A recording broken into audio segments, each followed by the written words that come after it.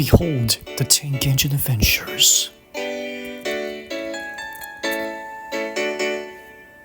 Thomas is a cheeky little wanker who lives at a big station on the island of Salvador. He's a short, stumpy wanker and a short, stumpy stump. Did you know that as we calmly sit here, an intense debate rages within the paleontological community? Were dinosaurs hot-blooded or were they cold-blooded? I'm overwrought with anxiety over this issue. I mean, what temperature was their blood?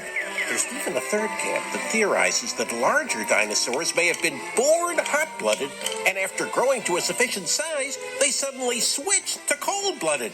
Who am I supposed to believe?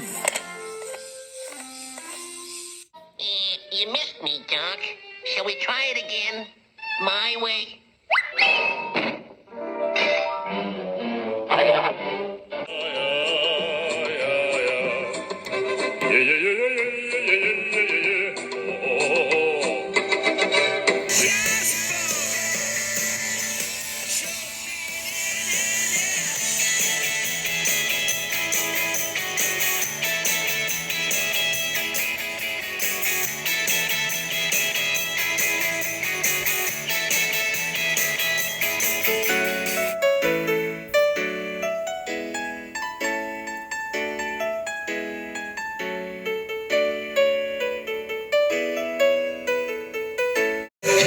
This can be yours. Just give me one more, and no one gets hurt.